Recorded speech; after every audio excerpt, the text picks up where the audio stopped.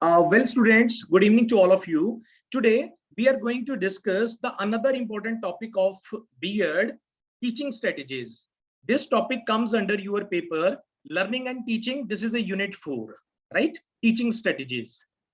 So under this topic, teaching strategies, first of all, we will discuss and we will understand what is the meaning of a teaching strategy. Then definitions of teaching strategy. Then what is the importance of teaching strategy. Then last we will discuss about types of teaching strategies like brainstorming, simulations, role playing, right? Remedial teaching. There's a lot of teaching strategies. So first we understand about the teaching strategy. So guys, the biggest challenge before a teacher is the presentation of a lesson, right? Means whenever the teacher has to go into the class, means he has in the mind which strategy, which method he will use in the class. Okay, what is the learning objective of what the learning objective, learning outcomes he will get it, right, from the students. Okay, what is the mental level of the students? There are a lot of questions, right?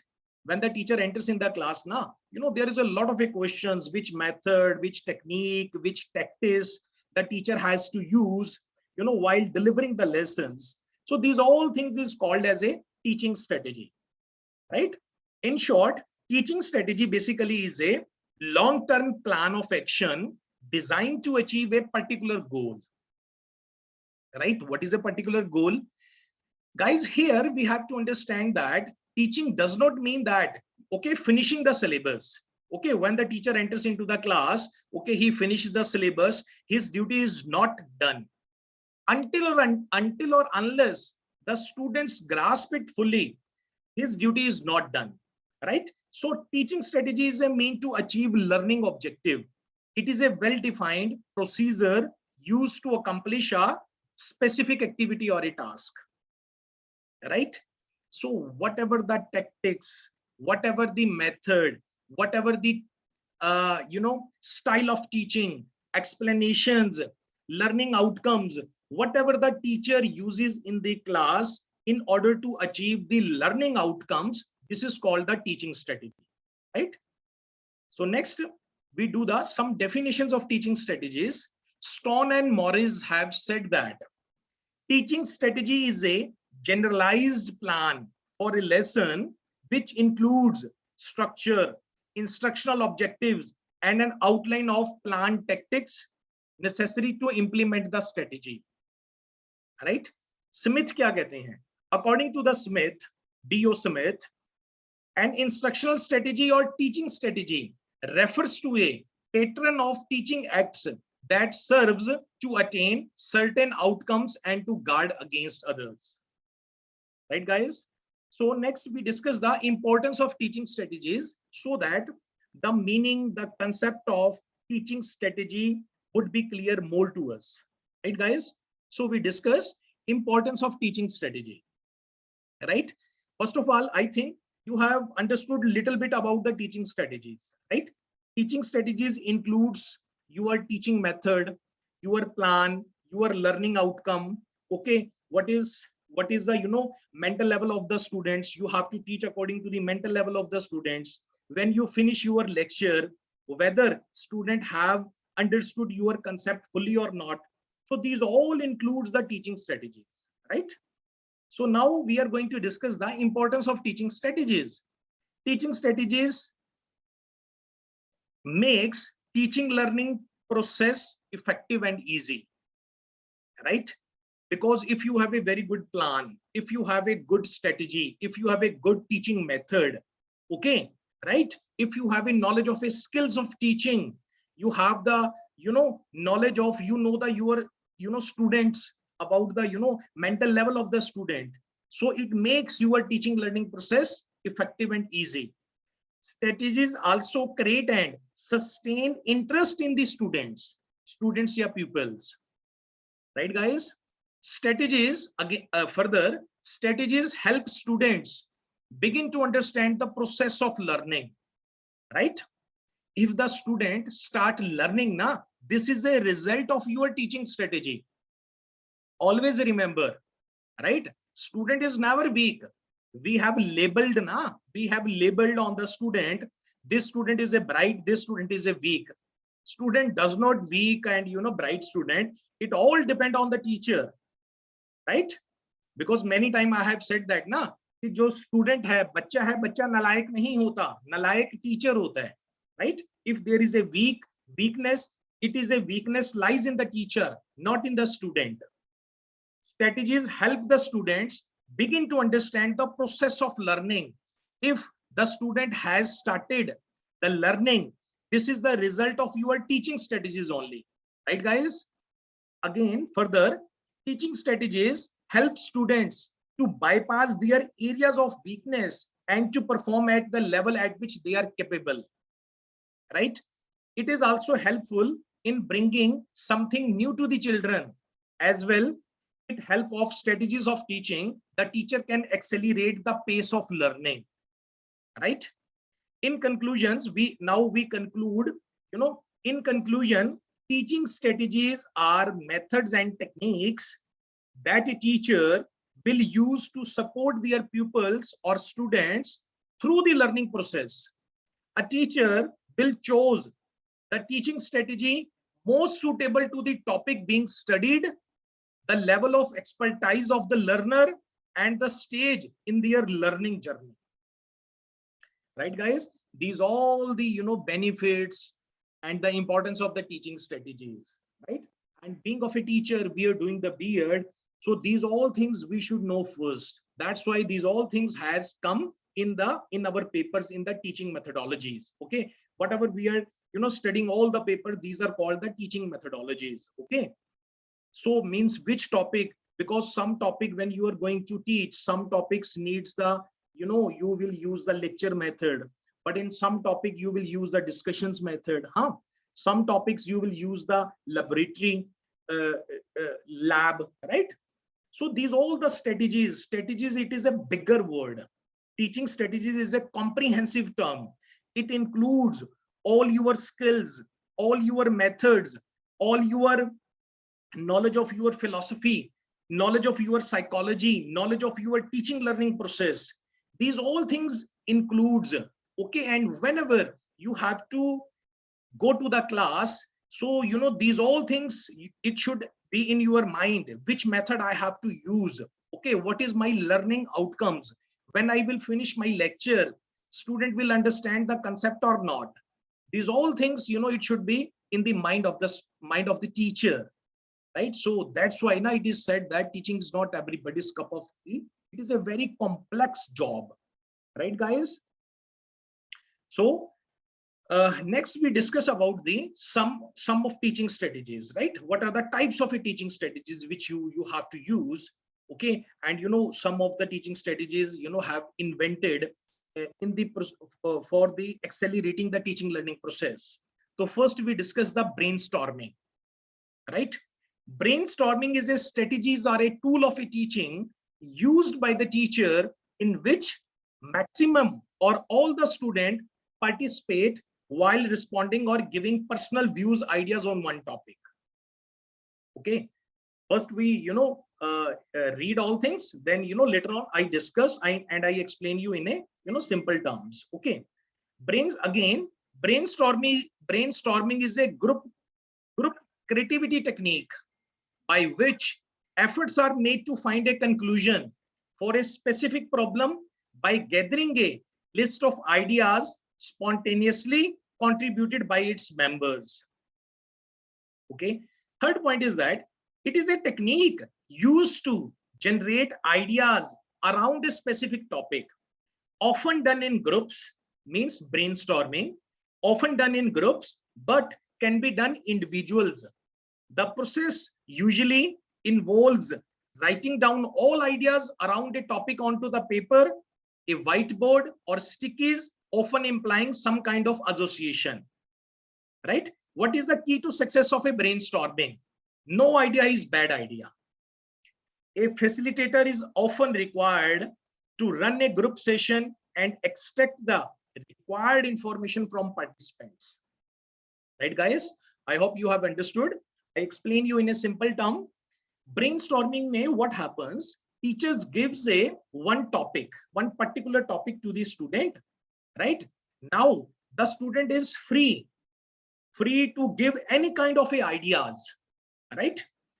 Okay, and the key to success of a brainstorming is that no idea is bad.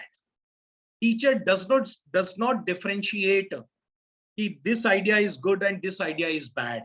The facilitator or a teacher has to accept all the ideas coming from the different dimensions, right? So this is called the brainstorming. It is a kind of a teaching strategies, right? So if we conclude, the brainstorming can be explained in the following ways. It is a process designed to obtain the maximum number of ideas relating to a specific area of interest, right guys? Means guys, here you have to understand, many times I have said that now teaching, what is a teaching? Teaching does not mean pouring into the mind of the student. Teaching means drawing out from the mind of the student, right? This is called the teaching. Teaching does not mean you have to, if you have a mastery over a particular subject, okay, and you are teaching and you are putting into the mind of the student. Teaching means, you know, these things you have to arouse the learning power of the student. That's why now brainstorming, it is a technique, it is a teaching strategies. It is used for a effective teaching learning process, to make teaching learning process effective and efficient, right? So brainstorming, number one, it is a process designed to obtain the maximum number of ideas relating to a specific area of interest. Okay, it is a technique where a group of a pupil means student, right, put social inhabitation and rules aside with the aim of generating new ideas and solutions. Okay, means student is not bound, student is free to give any kind of a idea, right? It is a technique that maximizes the ability to generate new ideas, right? Next we discuss the assumptions of a brainstorming. This is a most important of a assumption of a brainstorming. When you come to know that this assumptions of a brainstorming, then you can come to know completely the concept of a brainstorming, and you can use the brainstorming in your class also, okay, guys. So we discuss what are the assumptions of brainstorming. Okay, read carefully. Before starting any mental activity like questioning or discussion on some topic or idea, invariably there is a psychological block in one's mind. Always remember, okay, you don't have to go directly into the class and directly start your topic, right? Because there is a psychological block in one's mind, means in the student's mind, okay, to whom you are going to teach. Okay, first of all, your duty is to remove that psychological block, then you start your teaching. Okay, the second assumption, once initial block barrier is removed, mental energy or thoughts or ideas start flowing.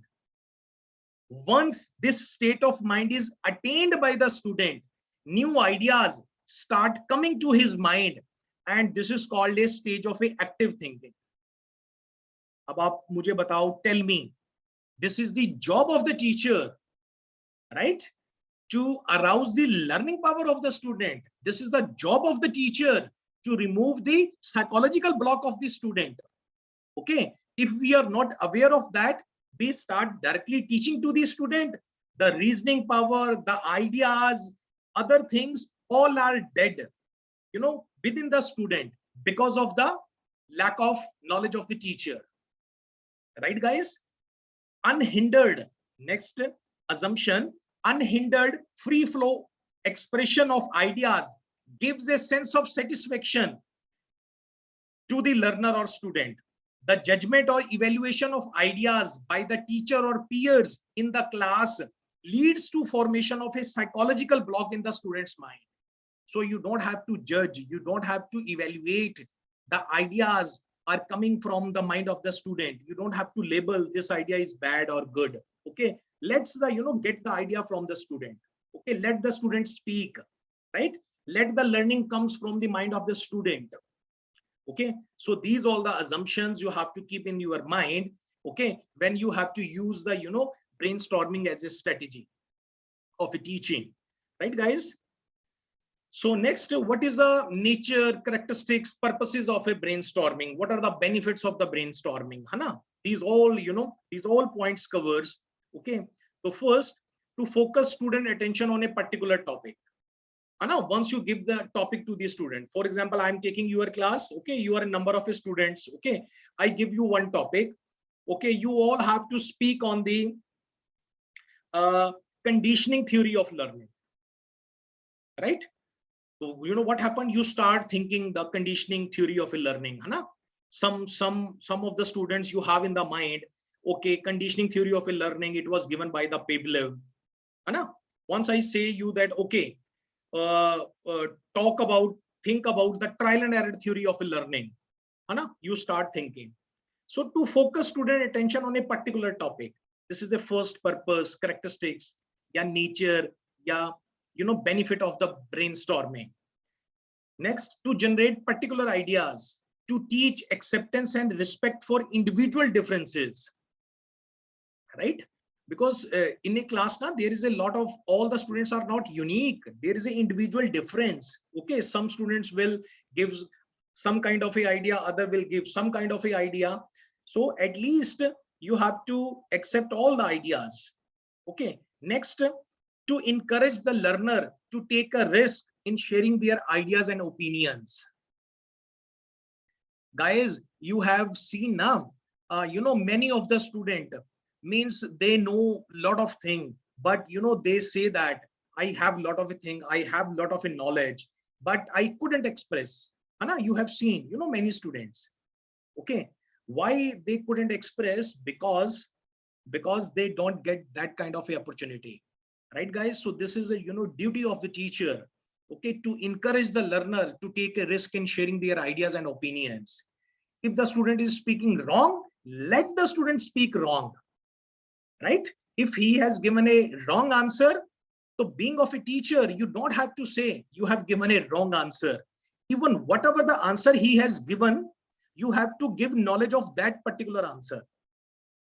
For example, there is a one question, tell me the name of a capital of India. You give a, 2-3 options. One is Mumbai, Delhi, Calcutta, Madras. Capital of India, the right answer is Delhi, for example.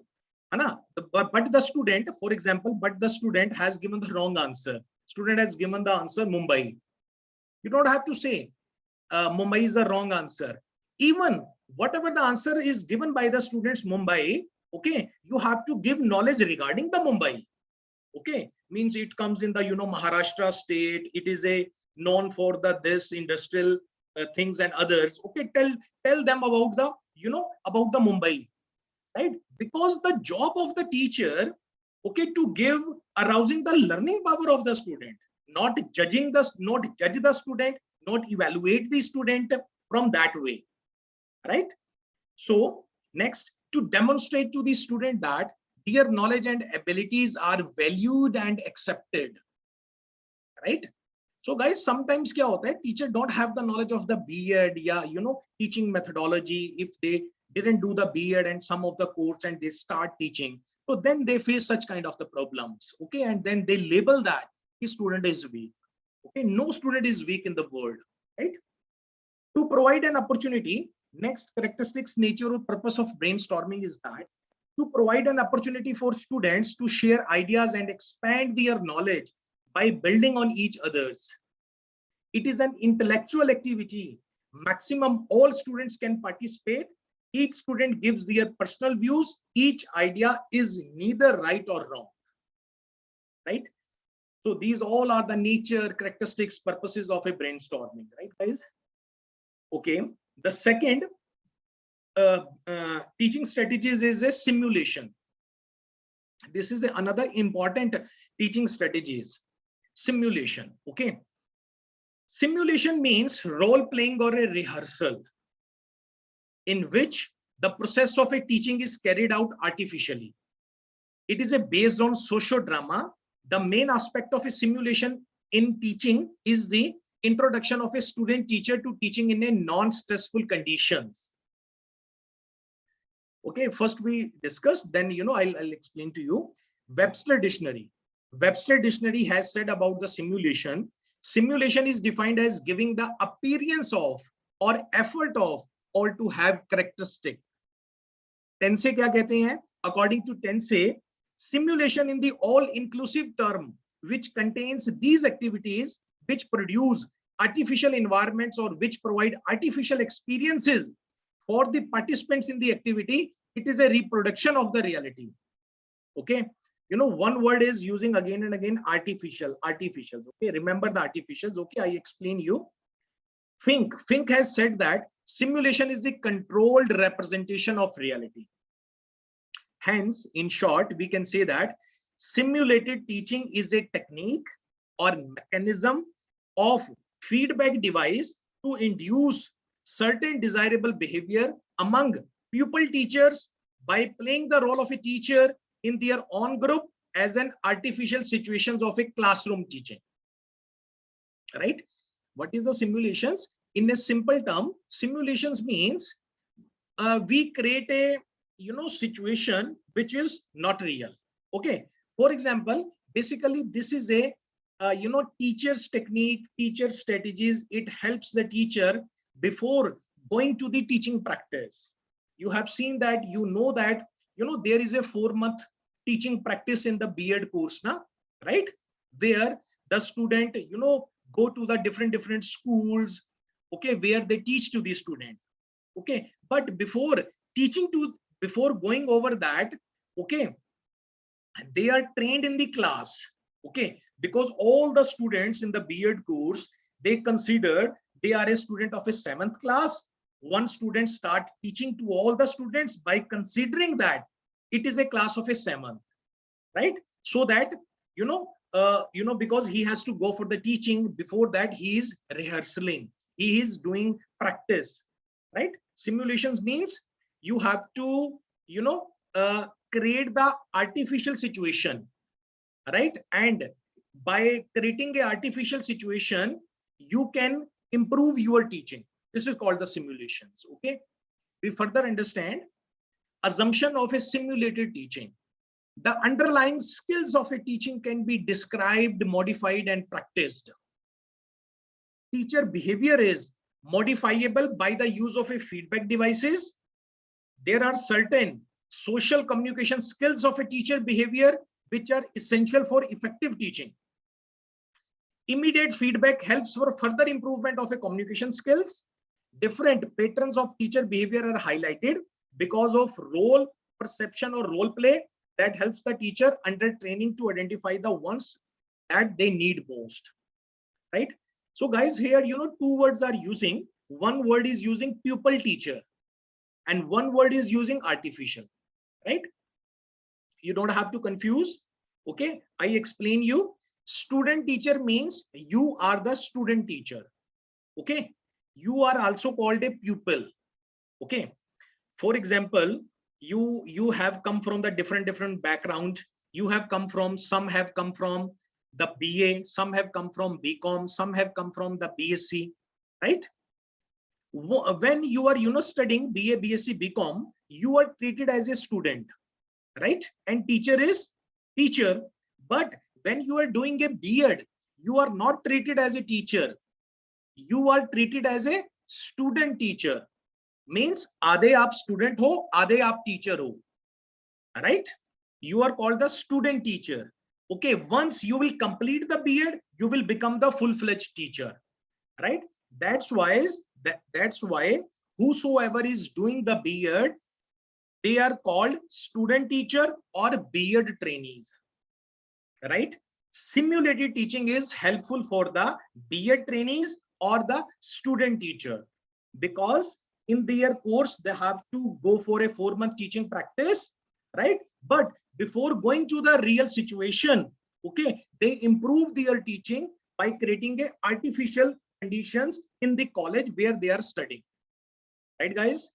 So next we discuss the procedure of simulated teaching. This is the most important, right?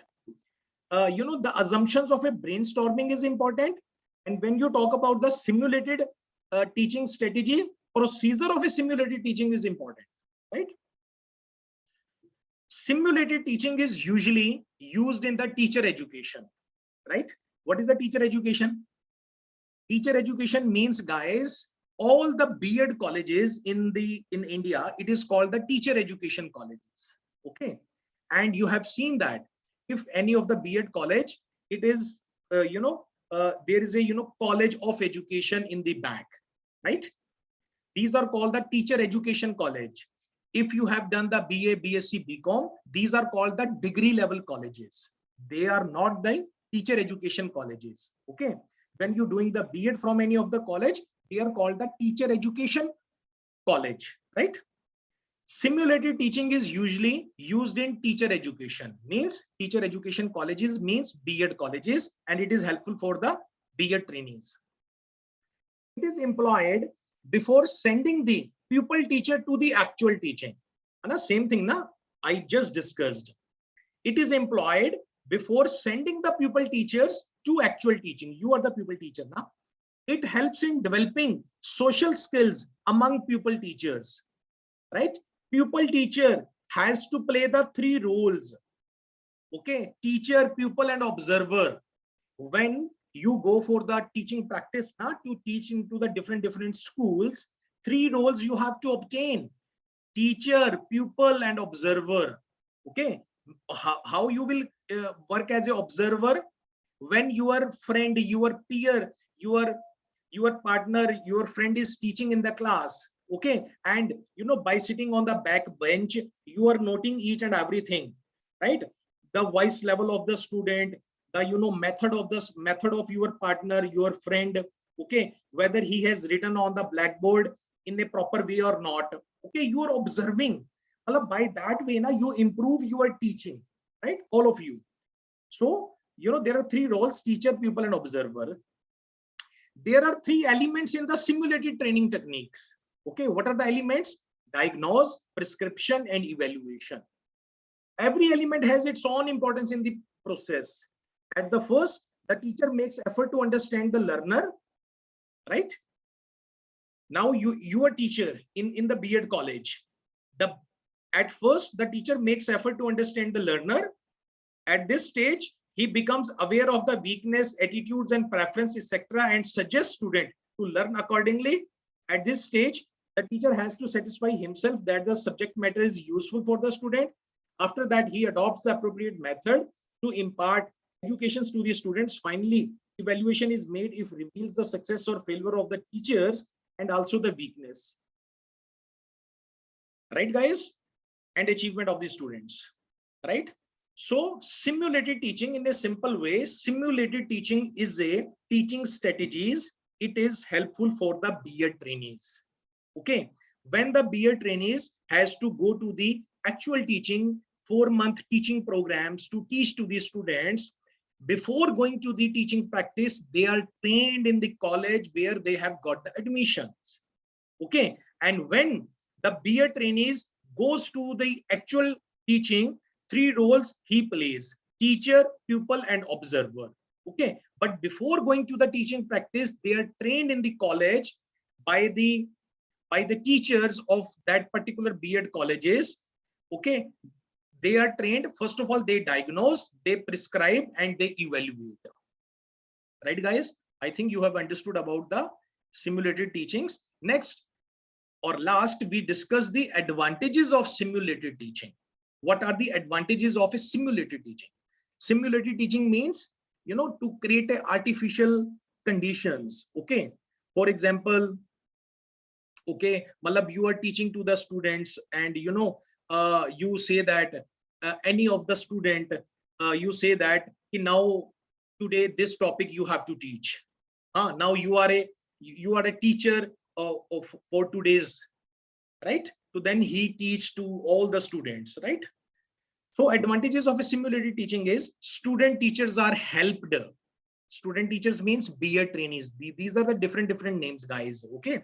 Some you are also called the B.Ed trainees. You are also called the student teacher. You are also called the pupil teacher, right?